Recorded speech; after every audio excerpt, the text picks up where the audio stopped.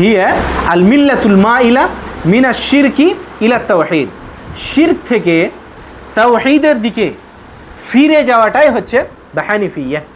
কি বললাম? মুশরিক আছে সবাই, শিরক ছেড়ে দিয়ে ও তাওহীদের দিকে ফিরে চলে আসলো, এটাই হচ্ছে হানিফিয়া।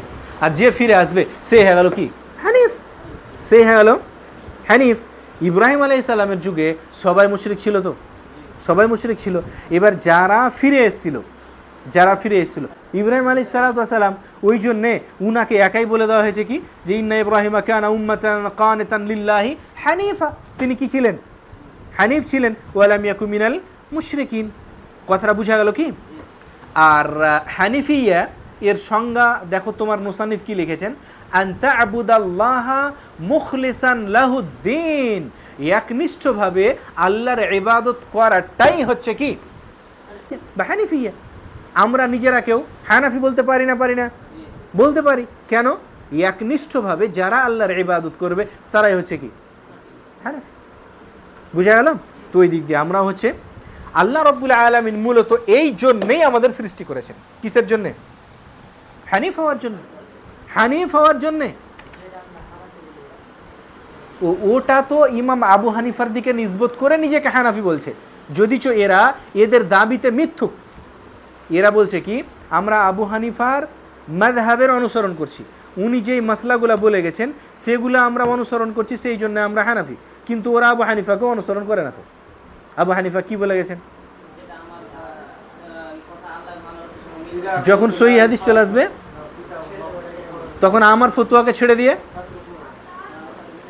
সহিহ হাদিসের উপরে আমল করবে। কিন্তু এরা করে না। এরা দাবি করছে আমরা আবু হানিফার অনুসারী, সেহেতু আমরা হানাফি। এই হানাফি না, কিন্তু এই হানাফির আসল অর্থ অনুযায়ী হানিফ হচ্ছি আমরা। কেন? একনিষ্ঠভাবে ইবাদত যেহেতু আমরা আল্লাহ রাব্বুল আলামিনের করছি, আমাদের মধ্যে কোনো ধরনের শিরক নেই, সেহেতু আমরা হচ্ছি হানিফ। বুঝা গেছে না যায়নি? আচ্ছা, দলিল হিসাবে কি বলা হয়েছে? ওয়ামা খালাকতুল জিন্না ওয়াল ইনসা ইল্লা লিয়াবুদুন, যে আমি জিন এবং ইনসান তথা মানব জাতিকে সৃষ্টি করেছি কিসের জন্য? আমার ইবাদতের জন্য। এখানে জিন কথাটাকে আগে কেন নিয়ে আসা হলো? আগে জিন জাতিকে আল্লাহ সৃষ্টি করেছেন, মানুষকে পরে সৃষ্টি করেছেন বলেই মানুষের কথা পরে নিয়ে আসা হলো। মুক্তাদা জিন কথাটা এসেছে মিনাল ইজতেনান থেকে। এর মূল শব্দে জিম আর নুন, জিন। এর অর্থ হয় আল খাফা ওয়া সিতর, গোপনে থাকা বা পুশিদা থাকা, অপ্রকাশ্য থাকা। জিন জাতি যেহেতু আমাদের কাছ থেকে অপ্রকাশ্য আছে, ওরা অপ্রকাশ্য পৃথিবীতে আছে, গায়েবী পৃথিবীতে আছে, যদিচ এই দুনিয়াতে আছে, কিন্তু আমাদের কাছ থেকে লুকিয়ে রয়েছে ওরা, সেহেতু ওরা হচ্ছে কি জিন। ওই জন্যে তো জান্নাতুন বলা হয় বাগানকে, তাও বলা হয় না, হয় না? যেই বাগানে অনেক ধরনের গাছ আছে, অনেকগুলা গাছ মনে হচ্ছে লুকিয়ে আছে, ওকে আমরা দেখতে পাই না, ওই জন্য জান্নাত। মায়ের পেটে যে বাচ্চাটা থাকে ওকে জানিন বলা হয় না, হয় না? এই জন্য যে ও লুকিয়ে আছে, ছেলে আছে না মেয়ে আছে না কিরকম আছে তুমি দেখতে পাও না। ইনসান যেটা আছে, ইনসান, মনে রাখবা কথাগুলা এমাদুর। ইনসান যে কথাটা আছে, ইনসুন, এটা অনুস থেকে এসছে। এর মানে বলা হয়েছে হুয়া দিদ্দুল ওয়াহশাতি ওয়াল ওয়াহদা। অনুস বলা হয় মানে আলাদা থেকে, মানে যেখানে দলবদ্ধ হয়ে থাকবে, জামাত হয়ে থাকবে, একা একাই থাকবে না, ওটাকে অনুস বলে।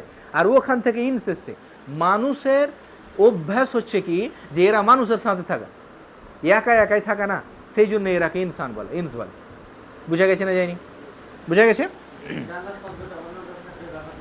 কোনটা?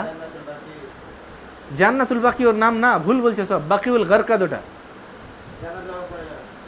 জান্নাত কথাটা অন্য জায়গাতে ব্যবহার করা যাবে, কিন্তু তুমি যে বললে ওই কবরস্থানের কথা বলছো তো মদিনা, ওটার নাম বললাম বাকিউল গারকাদ, হাদিসে এসছে, জান্নাতুল বাকি না।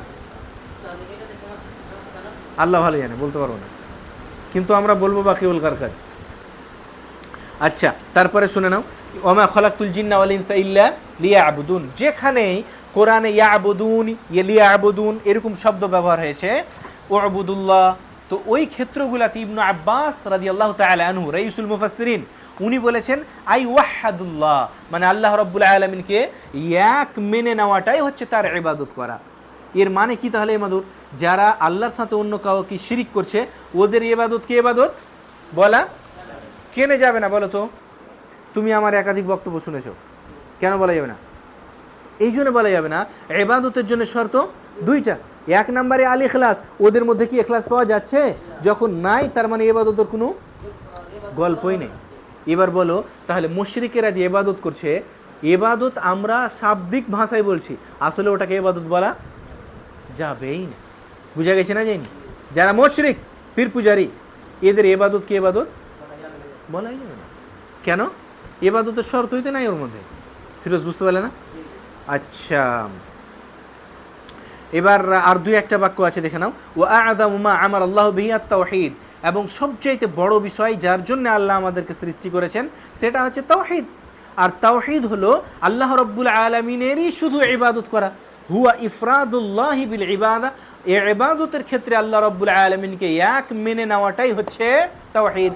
এই জন্য আমি অনেক সময় তাওহীদকে ইবাদত বলে থাকি। আর তাওহীদ উলুহিয়ার নাম আর একটা কি বলেছি? তাওহীদুল ইবাদা বলেছিলাম না কিতাবুত তাওহীদ পড়াতে গিয়ে তোমরাকে? যেটা তাওহীদ উলুহিয়া সেটাই হচ্ছে তাওহীদুল ইবাদা। কেন? এই জন্যই আল্লাহ রাব্বুল আলামিন আমাদেরকে সৃষ্টি করেছেন। ওয়া আ'যামু মা নাহা আনহু আশ-শিরক, এবং সবচাইতে বড় জিনিস যেটা থেকে আল্লাহ আমাদের নিষেধ করেছেন সেটা হচ্ছে আশ-শিরক, শিরক করা। আর শিরকের ব্যাখ্যা আমরা আগে অলরেডি পড়েই নিয়েছি।